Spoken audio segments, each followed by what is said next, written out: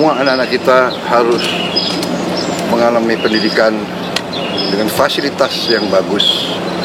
Kita tidak boleh ketinggalan dengan bangsa lain. Itu cita-cita kita.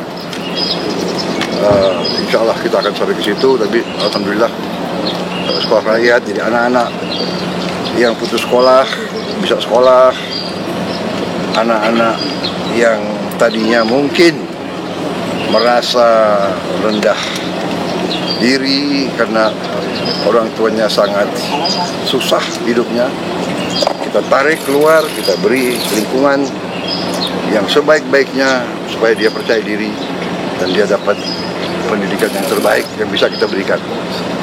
Jadi kita tidak mau membiarkan dan berharap ada perbaikan alamiah. Itu tentunya itu harapan kita, tapi kalau bisa kita, kalau perlu kita intervensi, kita bantu.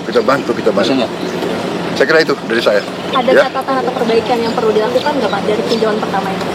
Ya selalu ada harapan kita, tapi ini sebetulnya kampus yang sangat baik ini. Ya, saya kira untuk sekolah di Indonesia ini sudah sangat baik. Tempat tidurnya bagus. Tiap 3 siswa, 3 siswi atau tiap 2 satu kamar mandi. Saya dulu di Akademi Militer kita 60 orang kamar mandi yang los gitu. pakai dayung. Pak, bagaimana pemanfaatan teknologi yang bakal diterapkan di sekolah ini nantinya, Pak? Ya, jadi kita ingin mengejar ketertinggalan, ya. Kita sudah investasi sangat besar di pendidikan, tapi kita harus sadar, harus koreksi. Ya, kita akui mungkin belum efisien, masih banyak kebocoran. Kita sadar sendiri kekurangan bangsa, tapi kita jangan mikir yang lalu, kita perbaiki yang sekarang. Jadi sekarang kita all out, kita mau hemat, kita mau selamatkan sumber daya kita, ya. Kita harus kita berantas korupsi. Sisa uang yang begitu banyak kita investasi kepada pendidikan. Anak-anak kita adalah masa depan kita. Jadi itu dengan kalau perlu dan tidak kalau perlu kita harus pakai teknologi. Sekarang pun kita sudah sebarkan, tapi baru mampu satu sekolah satu layar digital pintar, istilahnya smart digital screen, smart television. Baru mampu satu sekolah satu. Tapi berarti tahun ini kita harapkan 330.000 sekolah akan dapat. November 10 saya dapat laporan, November 10 100.000 sekolah akan dapat. Sekarang baru 10.000. 100.000 November 10.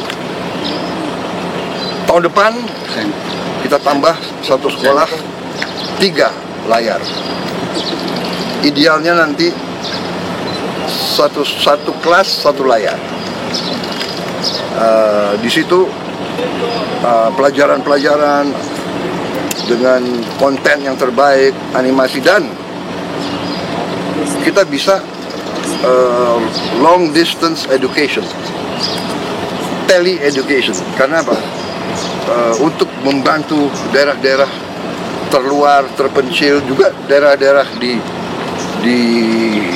Jawa, Sumatera, Kalimantan, Sulawesi yang guru-gurunya kurang guru, atau gurunya juga mungkin penatarannya agak terbatas. Ada guru-guru yang terbaik. Tiap mata pelajaran kita akan seleksi mungkin 20-30 guru terbaik. Tiap mata pelajaran akan siaran dari studio jarak jauh. Berarti secara teoritis guru ini bisa bantu semua kelas di seluruh Indonesia. Jadi itu tadi teknologi kita gunakan ya. Dan juga Smart TV ini interaktif, jadi itu kamera juga. Jadi saya dari pusat, saya bisa lihat kelas yang nggak ada gurunya. Saya bisa lihat kelas yang mungkin gurunya kewalahan atau gurunya. Jadi ini kita bisa lihat. Jadi ini saya, ya we try our best. Kita akan berusaha segala cara untuk anak-anak kita disiapkan, dididik yang terbaik. Kita tidak boleh kalah karena dunia akan datang penuh dengan persaingan yang ketat. Oke. Ya, nanti tunggu waktunya biar kalian ada semangat. Oke, baik, terima kasih. Kita sekolah rakyat tuh ya. Oke ya. Sekolah rakyat nanya Menko Polhukam. Pak, tadi kan sempat interaksi dengan siswa sekolah rakyat, Pak ya. Jadi apa, Pak, yang jadi disampaikan, Pak? Guru seperti apa, dan kalau di daerah kan mereka jauh-jauh jaraknya untuk ke sekolah, Pak. Apakah ada asrama atau karena ada beberapa guru yang bilang sekolahnya jauh. Ya. Kita akan perbaiki. Ya. Kita akan perbaiki dan kita akan buktikan. Kita tidak hanya angan-angan, punya visi. Kita harus mulai dengan cita-cita, mulai dengan impian, tapi kita harus mencapai dengan real. Sekarang sudah ada 100 sekolah rakyat real. Minggu depan, 2 minggu lagi 65, tahun depan 100 lagi. Nanti sekolah yang lain kita perbaiki semua. Ya. We make the impossible possible.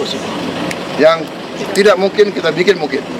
Dengan niat, dengan kepercayaan diri, dengan tekad. Ya.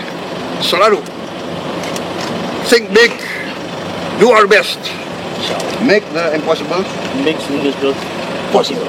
Ini ajaran beliau. Mantan Menteri Pendidikan, mantan Menteri Komdigi. Jadi akan ada pelatihan terus-menerus ya, Pak, untuk guru-guru? Terus. Dan inilah tadi, Smart TV, mereka bisa belajar juga di luar. Karena kontennya itu 24 jam. Dia bisa kembali lagi ke murid-murid yang nanti kurang ini, bisa ulangi lagi pelajaran. Bisa ulangi, dan itu bisa juga diakses dari handphone. Semua konten bisa dari handphone. Guru pulang, dia bisa buka. Jadi kita interaktif. Jadi nanti saya kira ada interaktif ya. Ada interaktif nanti sama Dikdasmen. Guru-guru kita bikin kelas penataran khusus. Ya. Teknologi akan membuat ini mampu kita laksanakan. Oke. Terima kasih. Terima kasih, Pak. Jadi soal investigasi independen, Pak.